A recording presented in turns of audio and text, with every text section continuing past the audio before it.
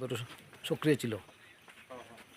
সবচেয়ে বড় কথা, যতটুকু আমরা পরিদর্শনে গেছি, বিশেষ করে উভয় সম্প্রদায়ের মানুষের মধ্যে একটা অবিশ্বাসের বাতাবরণ আজকে প্রায় ঘটনার 15 দিন। প্রশাসনের তরফ থেকে এই শান্তি সম্প্রীতি বা মৈত্রীর যে কথা বলা হচ্ছে, এটা আমার মনে হয় যে এটা সম্পূর্ণভাবে এটা একটা ব্যর্থ চিত্র আমরা দেখে যাচ্ছি। আজকে প্রায় 5 বার পদক্ষেপ নিয়ে পঞ্চমবারের মতো আমরা গন্ডাছড়ায় আসতে পেরেছি। এর আগে 4 বার আমরা একবার এসেও ফিরে গেছি। মোদ্দা কথা হলো যে ঘটনাটাকে কেন্দ্র করে এত বড় একটা দুই সম্প্রদায়ের মানুষের মধ্যে সম্প্রীতি নষ্ট এবং ক্ষয়ক্ষতি, এটাকে এড়ানো যেত। কিন্তু প্রশাসন কেন নীরব, কেন এই ধরনের একটা অসম্প্রীতিকর পরিবেশ, এইটা আমাদের খুঁজে বের করতে হবে।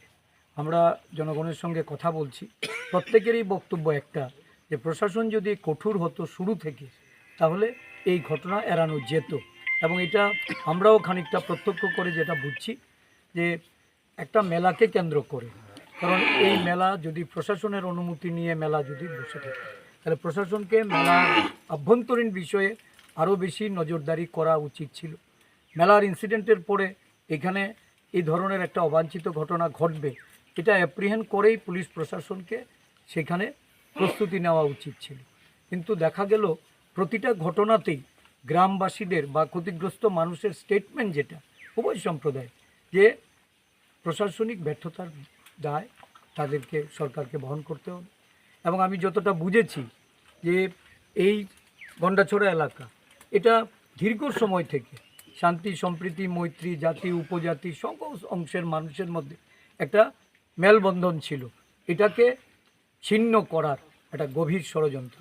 এই ষড়যন্ত্রকে কিভাবে রুখা যায়, কিভাবে উভয় সম্প্রদায়ের মানুষকে এক জায়গায় নিয়ে আসা যায়, এই যে অবাঞ্ছিত মৃত্যু, এটাও কাম্য নয়।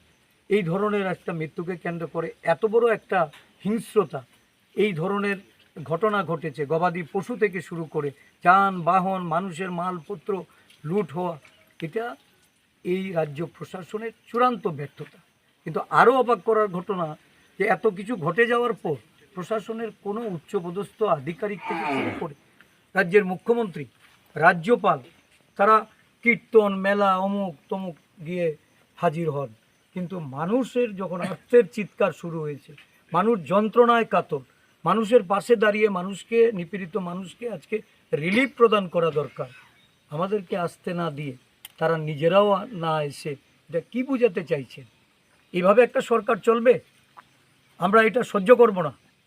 আমরা এই নিয়ে প্রশাসনের দরজায় যাব এবং আমরা বাধ্য করব এই গরিব অংশের মানুষের যে ক্ষয়ক্ষতি, এটা নিরূপণ করে এই 25,000 টাকার মানুষের কাছে তুলে দিয়ে যারা ভাবছেন যে দায়সারাভাবে পরিত্রাণ পাবেন, এটা সম্ভব হবে না। আমরা এর থেকে রাজ্য সরকারকে বাধ্য করব এই গন্ডাছড়ায় শান্তি সম্প্রীতি প্রতিষ্ঠা করে মানুষকে তার ঘরে ফিরে যেতে, তার সুরক্ষা প্রদান করতে, তার ন্যায্য আর্থিক যে ক্ষয়ক্ষতি, এটাকে পুনর্বাসনের মাধ্যমে এই ক্ষয়ক্ষতি পূরণ করতে।